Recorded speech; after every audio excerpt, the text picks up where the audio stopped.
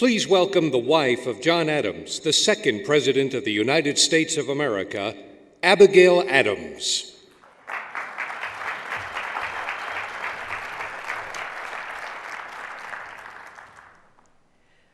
My husband, John, was a delegate to the First Continental Congress for 10 long years. And you think you travel extensively. During that 10-year period, I managed the family's farm and business affairs as well as the household. John and I regularly exchanged correspondence. Oh, it was lively, and if I do say so, at times, occasionally somewhat opinionated. March 31st, 1776, Dear John, I long to hear that you've declared an independency.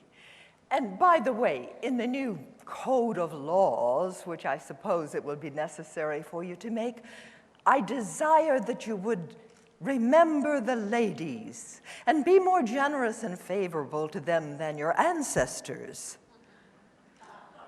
Do not put such unlimited power into the hands of the husbands. Remember, all men would be tyrants if they could. Your wife and dearest friend, Abigail. Oh, look, a letter from John. April 14, 1776. Dear Abby.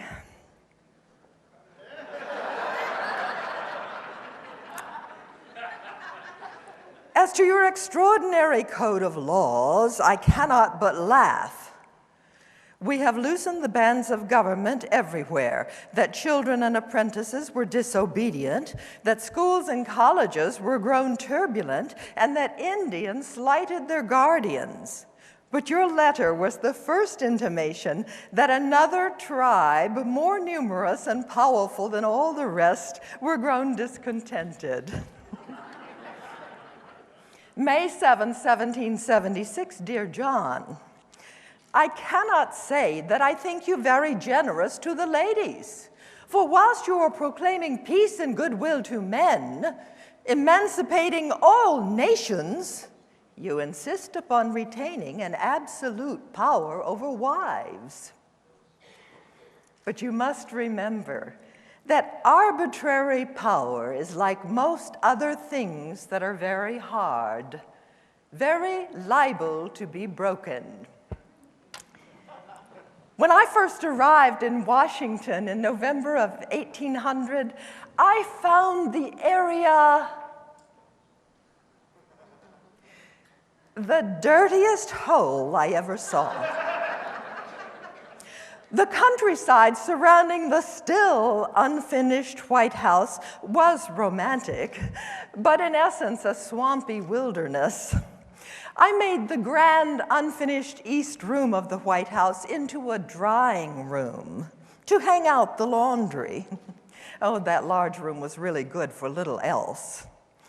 During my years in Washington, I entertained and developed friendships with the leading political figures, George and Martha Washington, Ben Franklin, and Thomas Jefferson, who I thought was one of the choice ones of the earth. I enjoyed my correspondence with Thomas and was pleased to have played a part in bringing my husband John and Thomas together again after years of silence between them.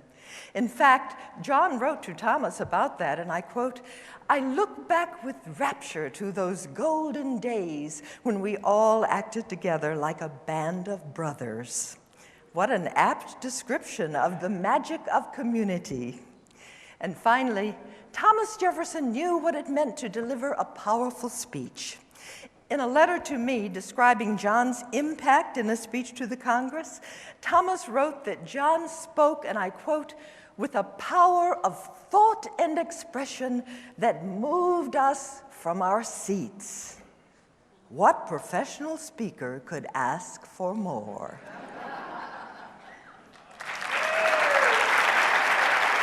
Thank you. Oops. Thank you.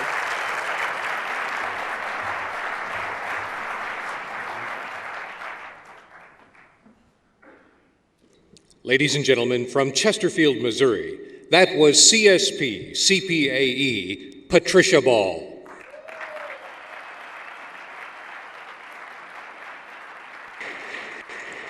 Please welcome from Highlands Ranch, Colorado, CSP, CPAE, Mark Sanborn.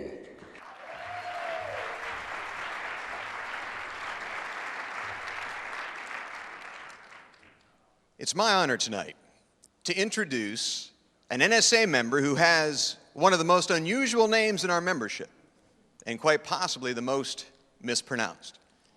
In 1990, I was doing a series of seminars for Hunter Douglas, the window coverings company, when I met an up-and-coming executive there named Vilis Ozols. Vilis and I became quick friends because, you see, Vilis is a genuinely positive and upbeat individual who has the ability to make anyone he meets feel instantly valued. What he told me as our friendship developed was that he had played on the Olympic volleyball team, the Canadian national team, and also been a pro beach volleyball tournament player. He also told me he was from an Eastern European country that I frankly doubted existed, and today I still have my doubts. When I met Vilis a few years later, his career had taken a significant evolution. You see, he was now a professional speaker, and in the past 12 years, Vilis has had an opportunity to speak in every state and 9 countries on 3 different continents. Within NSA, Vilis is known as a go-to kind of a person. He served as president of Colorado NSA and was honored as Member of the Year. When I was president of NSA, I needed someone to take leadership of the important VOE program, so I chose Vilis. How'd he do? Well, that year, VOE won the Axiom Award, which stands for Absolute Excellence in Electronic Media. Is that a big deal? You bet it is. And former recipients include ESPN, the Discovery Channel, and the Smithsonian Institute. Vilis's commitment to excellence and creativity did NSA proud. Vilis lives with his wife, Andra, in a beautiful home on the side of a mountain outside Golden, Colorado. They have 4 children, 2 of whom are adopted.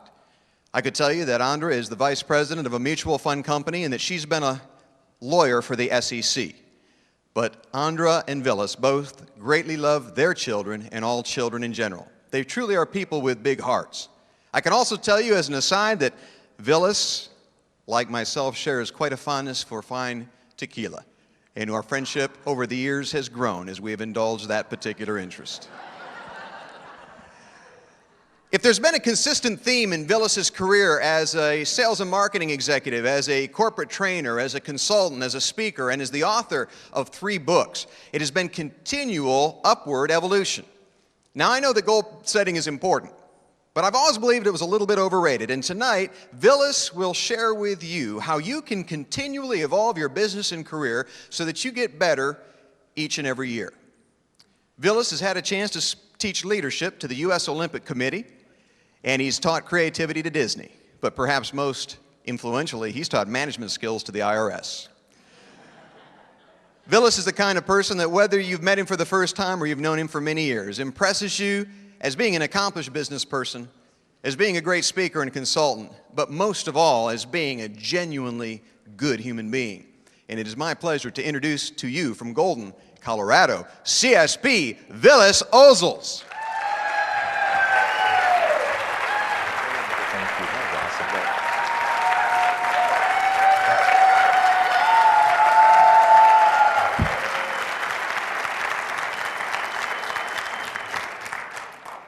You've all been there. You all know that feeling. You've just finished presenting in front of a couple thousand people. You're at a glamorous luxury destination resort somewhere warm. You finish to your standing ovation, and life is good. It's a glamorous profession, isn't it? Life is good. Maybe that's the way it is for you. For me, the couple thousand people was actually 23 people. The glamorous luxury destination resort was actually a Holiday Inn Holidome in rural Nebraska. They still have those. Not much of a resort, though it did have a swimming pool. Problem is, the swimming pool was right alongside the speaking area. Let me tell you, as a speaker, you haven't lived till you've spoken poolside. And the standing ovation, well, they clapped politely when I was done. Though I did have one lady, she came up to me afterwards, she said, Mr. Ozols, that was the best presentation on listening skills I've ever heard. Throughout the whole presentation, you used like good English. Don't you just love an audience with low expectations? So I remember getting home and I yelled up to my wife, hey, sweetie, I'm home, what's for dinner? And she says, well, that depends. What are you making? Then she says, don't forget it's your night to change the cat litter. Yeah, welcome to my glamorous speaking reality. So a little later on, I'm in the kitchen cooking dinner. And my oldest son, who at the time was about 3 years old, grabs me by the tie, pulls me down to his level, grabs me by the face, and says, Papa, you're not listening to me. Well, I felt like I'd been slapped in the face. Here I was cooking dinner, watching TV, reminiscing about my program earlier in the day on listening skills. And my little boy is having a conversation with me, and I haven't heard a word that he said. How often do we need to hear something we think we already know? Take it a step further as professional speakers. How often do we maybe need to hear something that we're saying from the platform? We're all here at this Eastern workshop. Susan Friedman, you've put together a great program as the chairperson. Annette de Bruyere and Ron Culbertson have put together a great program. My hope for you is that you get your face grabbed, that you get that nugget of information, that piece of gold that helps you evolve to your next level of excellence. And I have to admit, a certain amount of discomfort. Here I am, professional speaker, talking about excellence to professional speakers who talk about excellence in one form or another. I feel a little bit like a surgeon operating on a malpractice attorney. Yeah, you don't want to hear oops. And we've probably all got our own definition of evolution. Mine's probably a little unique, and it comes from my background of having been an athlete, having been a business person, a professional speaker, and it's a two-part definition. And the first part, well, let me give it to you in the words of a great coach. How many of you have ever heard of a gentleman named Jimmy Valvano? Yeah, a number of you raise your hands. Jimmy Valvano, Jimmy V, was the coach of North Carolina State University. They were the single greatest upset champions in the history of college basketball. He died tragically of brain cancer. And the year they won it, that team was not even expected to get into the NCAA tournament, and then they started knocking off these teams unexpectedly.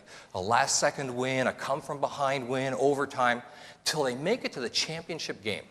And they do not stand a chance in that game. They were a prohibitive underdog. They were playing the University of Houston, who sent all 5 starters to the NBA, the pros. That's how powerful they were. And at the end of the game, with just seconds left, North Carolina State is down by a point. And when the final buzzer sounds, the result of a miraculous last-second basket, NC State is the champion. And those of you that saw that game or remember it will always remember it's one of the seminal moments in college basketball. They've just scored the basket, and Jimmy Valvano is running around looking for someone to hug. He can't find anybody. They're all taken. But what I remember is the post-game coaches' interviews. I love coaches' interviews. And one of the reporters asked Jimmy Valvano a question, and they said, Mr. Valvano, how did you motivate your kids when you couldn't guarantee they were going to win? And Jimmy Valvano looked at the reporter like they had turned green and had an index finger growing out of their forehead. And he said, I don't understand the question. He said, how can any coach guarantee to any player they're going to win a game? And how would that motivate them? So he said, I think I can answer your question if you're asking me what did I promise them or what did I guarantee them or how did I motivate them? And here's what he said. He said, what I promised my team was through their hard work, their off-season conditioning, their discipline, the coaching, that they're sticking with the system, that we would always be in a position to win, a position to take advantage of the opportunities. Isn't that a great definition of success? I know when I first got into the speaking business, I used to think that if you're any good, you're going to rise to the top of this industry right away. How many are finding that a little harder than you first thought? And what I've done, and what I've done throughout my career, is I've tried to live by that definition of success. The only time I consider myself a failure is when there was an opportunity presented and I wasn't in a position to take advantage of that opportunity. Are you in a position to take advantage of the opportunities? That's that first step. The second part of the definition has everything to do with being an athlete, because I've got to take it a step further. As Mark said, I was a pretty serious athlete, and you know, it was funny, I was backstage, I was worried about maybe being a little nervous, having the jitters, and when Mark got up and started to speak, all those jitters disappeared, and you know, I was joking, you haven't lived till you've spoken poolside. You haven't lived till you've been introduced by Mark Sanborn. Thank you, Mark. But I was an athlete and played on the Canadian team, played on the Pro Beach Volleyball Tour. I now coach, and I coach girls high school and middle school volleyball. And when I played, one of my strengths was that I was a defensive player, one of the best. And I'm amazed today how many athletes, elite athletes, how many accomplished coaches still don't know the secret to playing defense. The basics you might expect. It's putting yourself in a good defensive stance, legs wide apart, down low in a defensive stance, arms forward. But here's where it gets really interesting. As a coach, I can have a player in that perfect stance. I can take a volleyball, hold it 10 inches in front of her, and drop it on the ground and say, get to that ball before it hits the ground. And guess what happens? She won't get to it. Because you have to change your center of gravity. You have to get moving forward. And the secret is at contact, you have to be moving forward. Position to win, moving forward. And then as a coach, I can hold that ball 10 inches in front of her, toss it 10 feet out, and she will scoot along the floor and get to it before it hits the ground. And that's my definition of evolution. Are you in a position to win? And are you moving forward? I'm going to talk about the 4 evolutions of excellence. And I probably don't need to say this, but this has nothing to do with creation versus intelligent design versus evolution. It's creating and intelligently designing your personal evolution to excellence. And the first evolution is to evolve through adversity. Evolve through adversity. I don't know if you've noticed, we come to these conferences.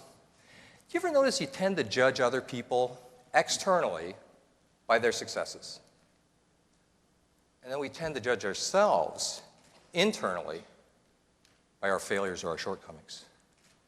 How many of you caught yourself doing that already? How many of you talk to yourselves? Yeah, a good number. The rest are going, I don't talk to myself.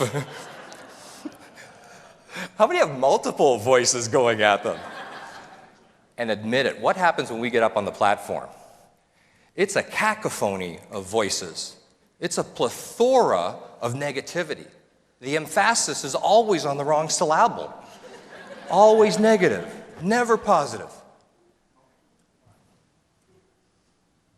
What's your greatest failure?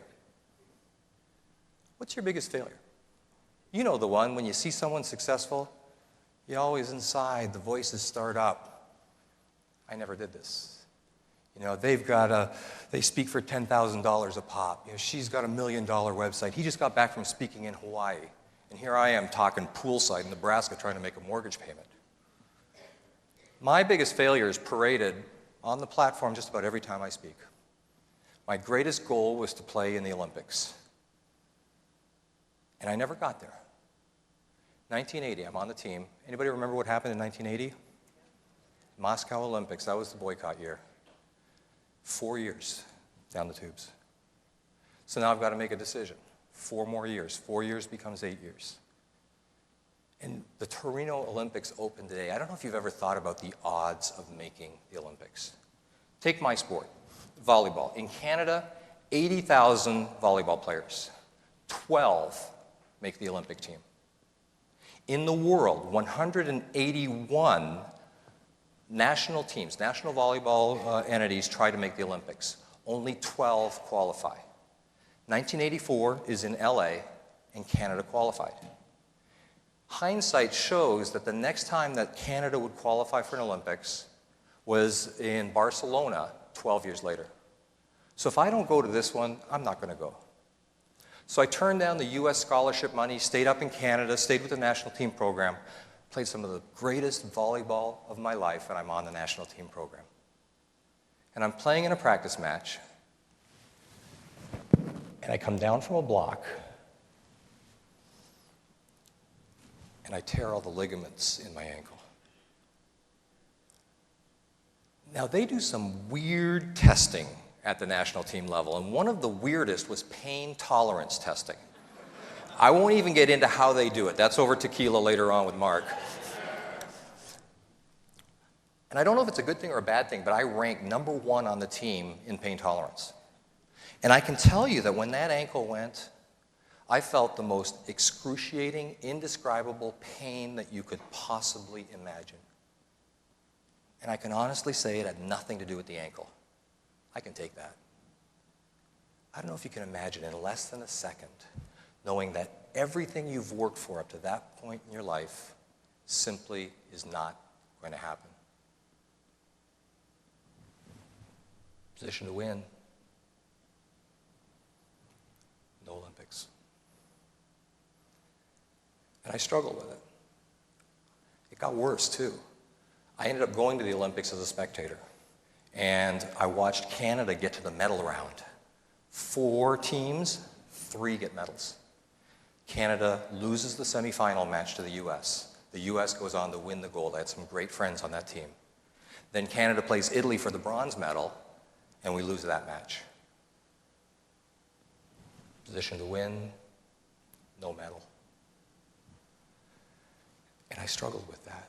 In fact, that night, I got to hang with my buddies on the U.S. team, and I got to see a gold medal and got to touch it and got to see these guys who had accomplished their life's goal. You'd think it would be so cool.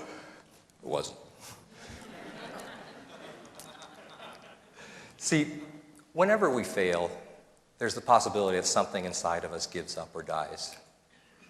And I think the hardest thing when any one of us fails is, do we move forward? Do you allow that to define you? See, I don't think a failure defines you.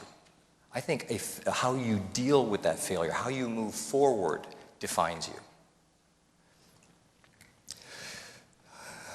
That was tough. And then the voices start. And they usually start when I'm on stage at the worst time, and they come up and say, who the heck are you to be telling people what to do, setting challenges for them? You're a failure. You never got there. And I was so lucky because I got to hear a gentleman named Les Brown. Many of us know him personally. Many of us have heard him speak. And he said something that was so eloquent. It helped me. And I share it in hopes that it'll help you. But here's what he said. He said, when you shoot for the moon and you come up short, you still end up amongst the stars. Isn't that beautiful? But of course, I'm real logical, anal retentive, and I know that the stars are actually much further than the moon, and so it doesn't really make sense.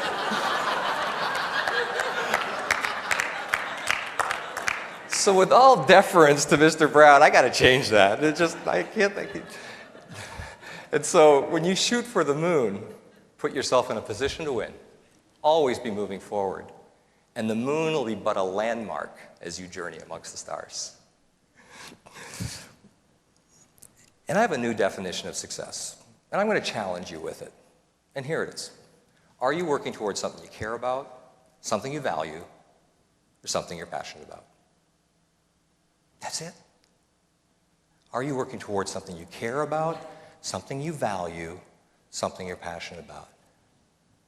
How many of you can meet that definition of success? And you know what I found? Most of us were better at it when we were younger. How many of you can answer that today? Are you working towards something you care about, something you value, something you're passionate about? And then I manifest that in a strategy. And I have a simple strategy. Every single day, I believe you need to be able to answer 2 questions for yourself. And the first question is very simply, what's one thing I've done today to get me closer to my career goal, whatever that might be? And those of you that know anything about goal setting know that just to be able to ask the question, you have to be able to have defined what that goal is. And then can you answer that? One thing every day. How's that for evolution? And then the second one is, what's one thing I've done today to get me closer to my personal goal, whatever that might be? Evolve through adversity. The second evolution is to evolve through maximum effort. Evolve through maximum effort. We've all heard sports commentators or athletes say, you need to give 110% to win the championship and to move ahead. And how many of you just sort of shake your head and go, that's ridiculous. How can you give 110%? 100% is the max. Here's what I know as an athlete, is our brains determine what 100% effort is. And I can't tell you how many times I've been in a gym, on the gym floor, collapsed in exhaustion, knowing I can't move another muscle. And there's a coach tossing a volleyball just out of my reach, saying, one more dig, one more up, and you're out of the drill. And guess what happens? You find it, you dig deep, and all of a sudden what you thought was 100% was really not. 110%. I really believe that maximum effort is an acquired skill. It doesn't happen by accident, it happens with intent. One of the big business books out right now, most of you probably heard of it or read it, is Good to Great by Jim Collins. He said something in that book that has been told to me by so many coaches in so many different ways, and it was actually the chapter of his first, the first chapter of his book.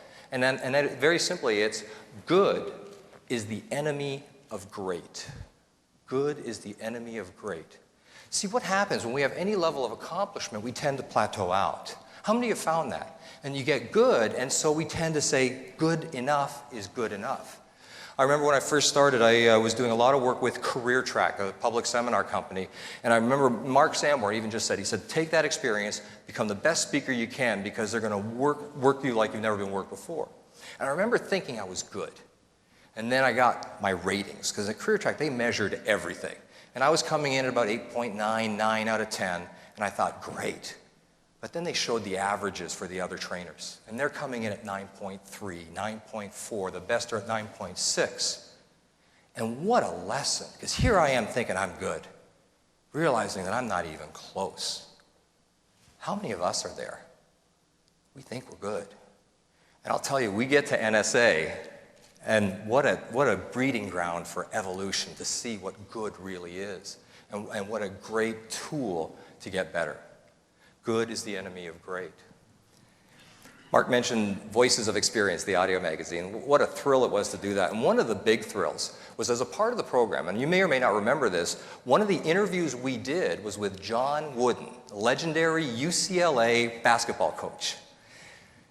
And in that interview, he gave his definition of success, just off the cuff. I don't know if it was prepared, but it just seemed like he just spouted this stuff off.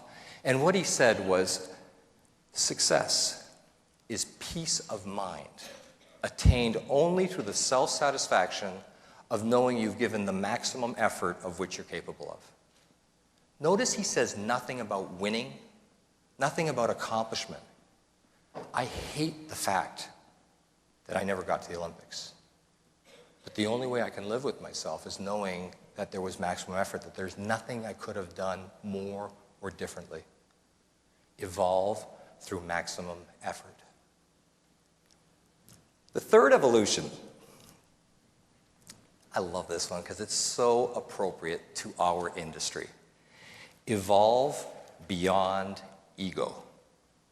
Evolve beyond ego. And it's sort of a paradox, because let's face it, the only way you get up on a platform is if you have a certain measure of ego and confidence that you've got something of value to say and a good way to say it. But I really believe the secret is to evolve beyond ego. Noted psychologist Dr. Martin Seligman has done a lot of research in the area of negativity. And what he did is he identified 3 absolutes that are always present whenever you have a negative attitude. The first one is permanence. We tend to say stuff like always and never.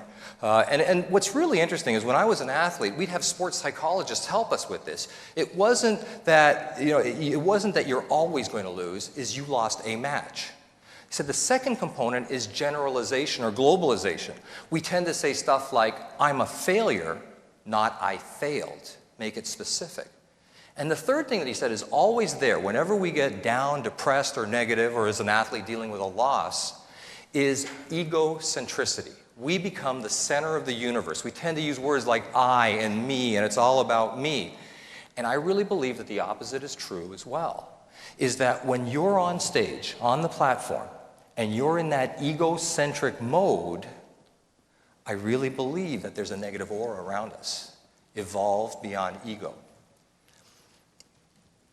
I had an experience. I was speaking in Flint, Michigan for a Health and Human Services group, and I can tell you it was the worst audience that I've ever encountered, the worst audience. They were snide, comments back and forth, and that was just the managers. So you could just imagine what the employees were like. And I remember about halfway through, I had enough. And I know I broke every rule of speaking. And I stopped. And I just stopped right there. And it took them about a minute to figure it out. And then I gave them heck. And I won't tell you everything I said, but I remember saying something like, nobody's ever told you this, but your level of what you consider acceptable behavior would get you terminated anywhere else. And I remember going on, I remember giving a...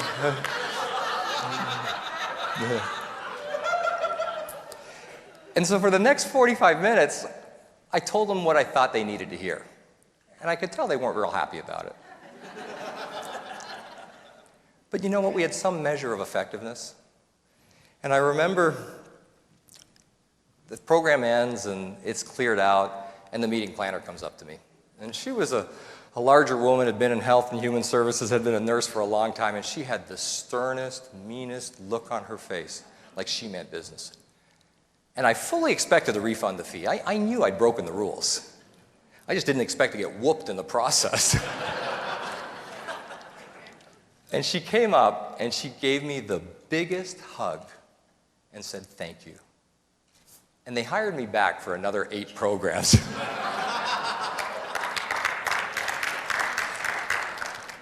See, sometimes evolve beyond ego means you don't tell an audience what they want to hear.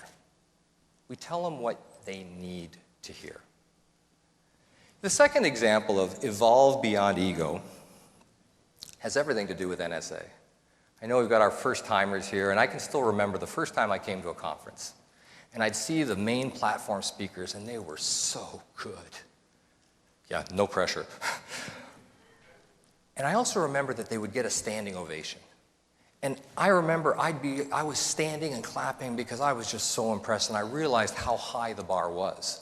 And I remember I'd leave the conference, and I kept evolving and trying to get better, and I'd keep coming back, but I never got the standing ovations. And I remember thinking, okay, I'm a business speaker. Maybe I'm a content speaker. That's just not my thing. And I resigned myself to the fact that I would have a job, but maybe I wasn't a standing ovation kind of speaker. And I remember I was doing a program in upstate Minnesota. And I have to set it up. It was probably the 50th or 60th program I had done for this very large entity. And they hired me to come in and do 2 programs. And I have to admit, I'm running out of material at that point in time. And so I put together a custom program. The good part is that I had to do the same program to 2 different manager groups. So I got the program together, put it together, got up there, delivered the program, did a really good job, I thought. And then the meeting planner comes up at the end of the day, at the end of the program, and I said, "How did it go?" She said, "Great." And I said, "Now tomorrow I've got the other group of managers, right?" And she looks at me with the most horrified look on her face and says, "Did we not send you the memo? You've got the same group tomorrow. That won't be a problem, will it?"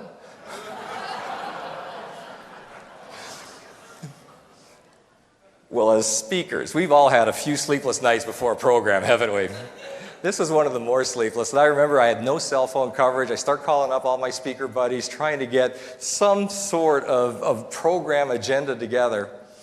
And I remember going into the program the next morning, and I had about maybe a dozen points written down on the back of a workbook. I had a whole bunch of extras. And you have never seen a speaker love an audience more. When somebody asked a question, you better believe I asked for an example. And has anybody else experienced that? And you know what? I think we talked about that in one of the previous sessions. Let me go over that, because obviously there's some value we can do here. And at the end of that program, I got my first standing ovation.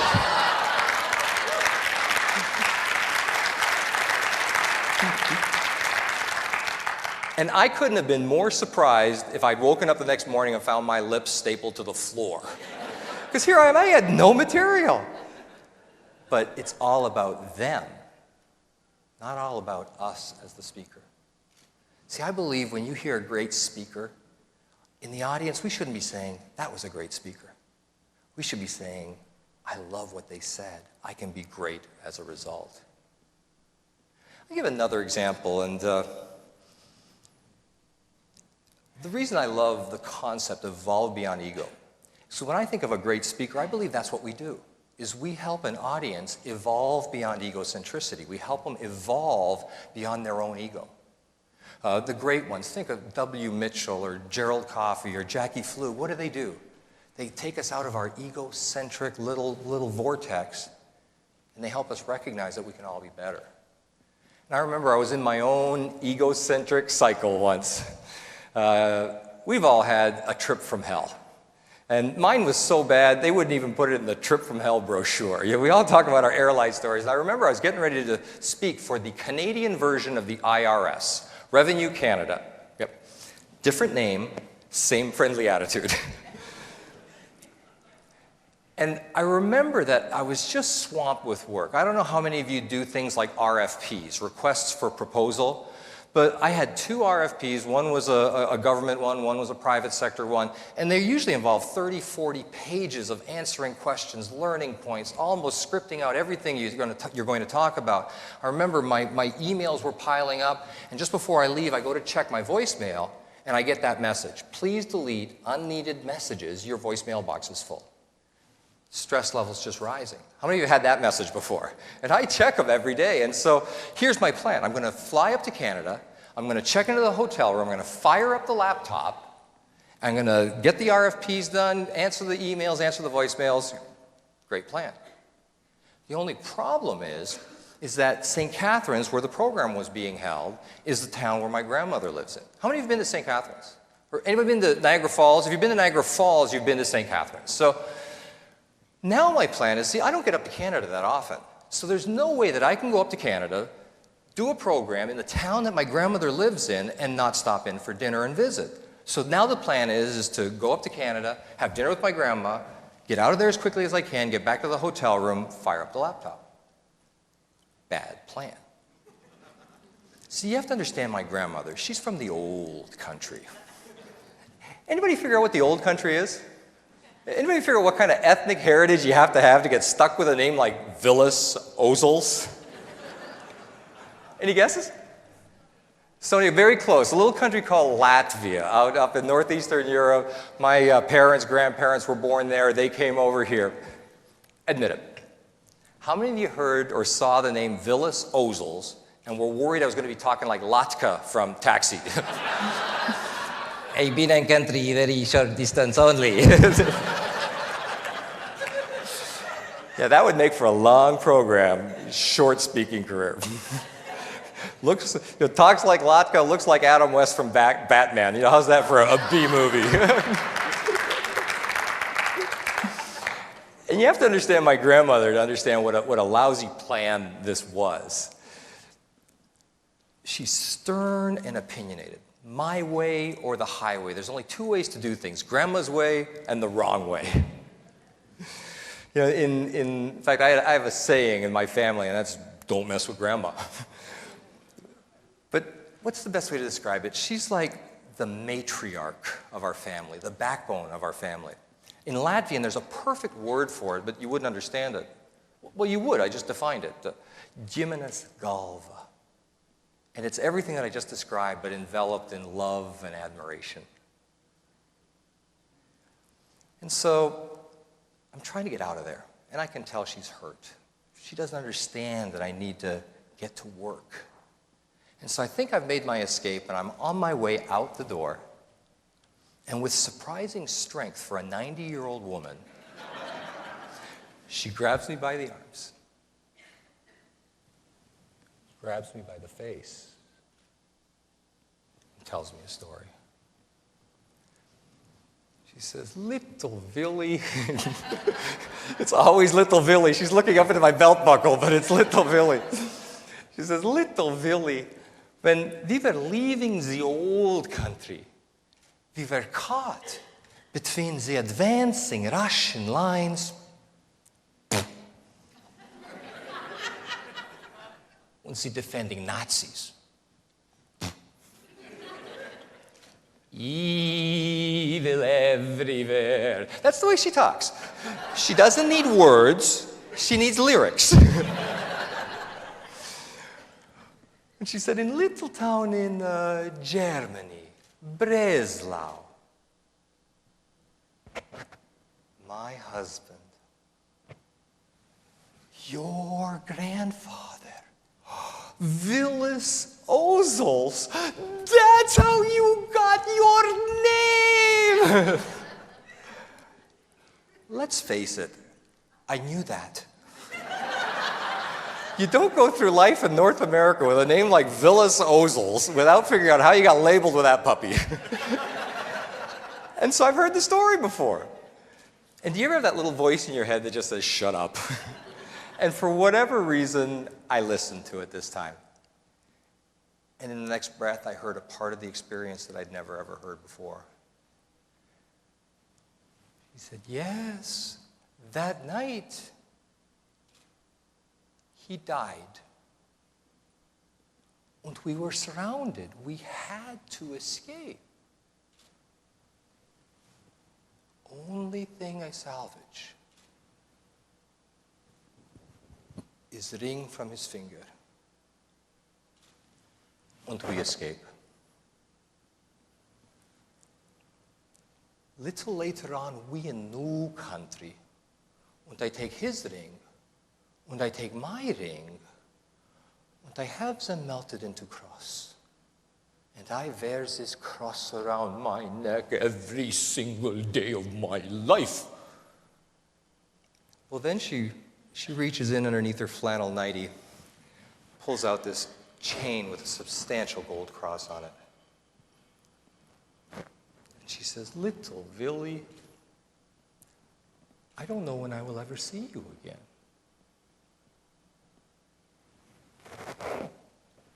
I want you to have this.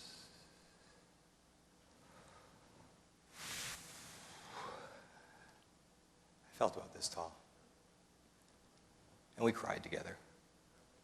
And I stayed another couple hours. And I never got the RFPs done, answered the voicemails, answered the emails. How often are we so busy making a living that we forget to live? I love being a speaker. I love this industry. I love this profession. But it has a way of sometimes leading us away from what we really value. What's your goal? Position to win. What are you moving forward to?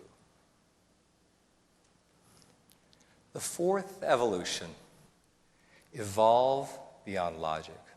You know what? I'm going to break the rules here. I would normally not do this, but it's an NSA audience.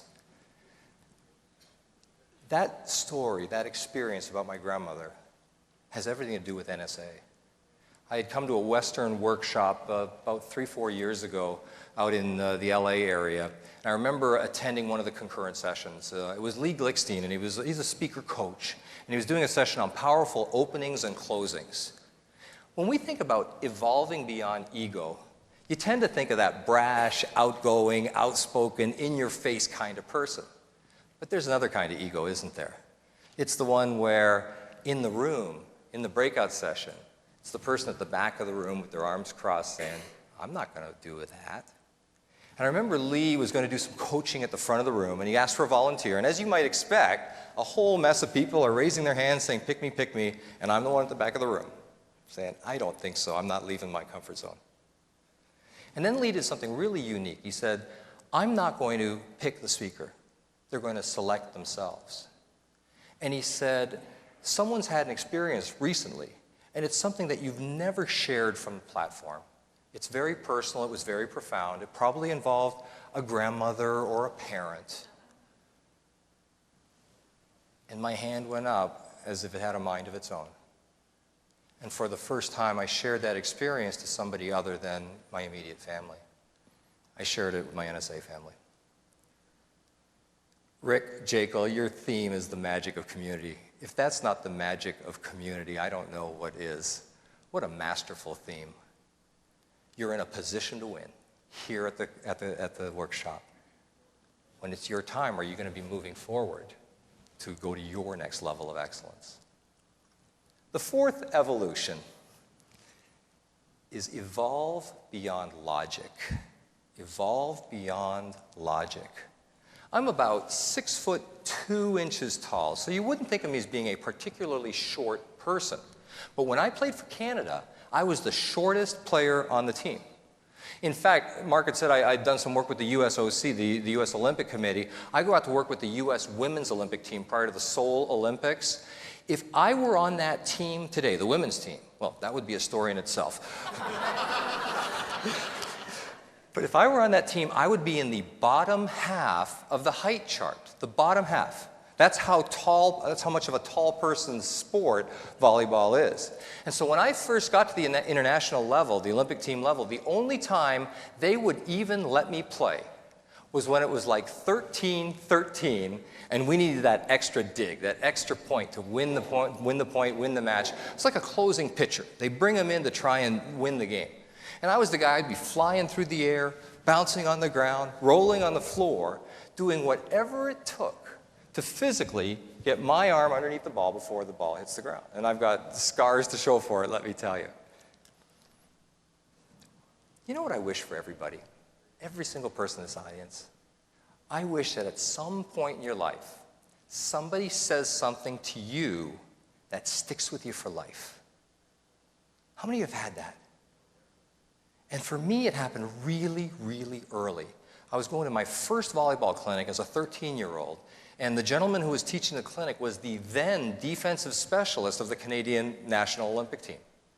And I was brash enough to tell him that I wanted to play in the Olympics, and he said, well, then you need to know the mentality of a defensive player. He said, the approach you need to take is that the only ball you can't get is the one you don't go after. And that made so much sense to me. And that became who I was. I became a wild man. I started to go after everything.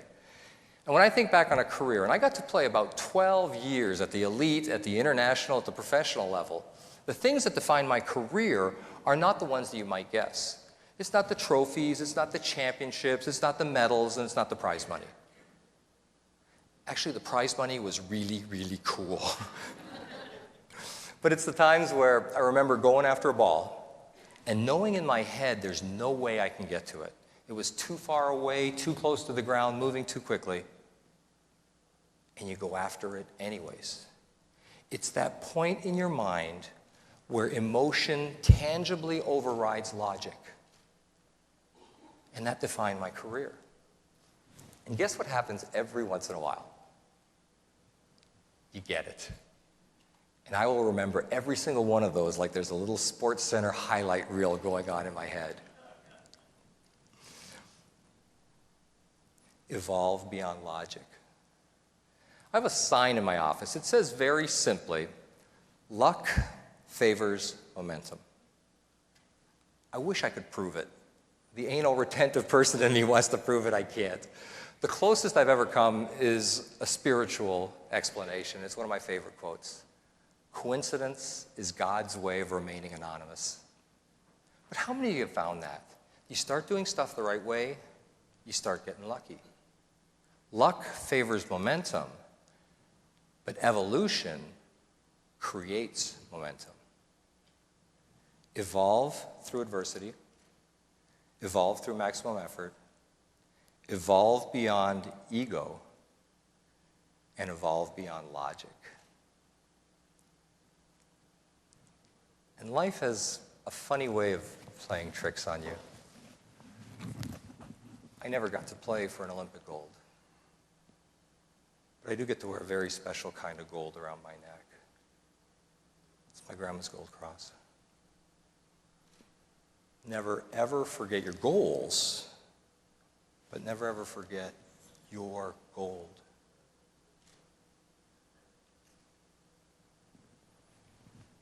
Position to win. Moving forward.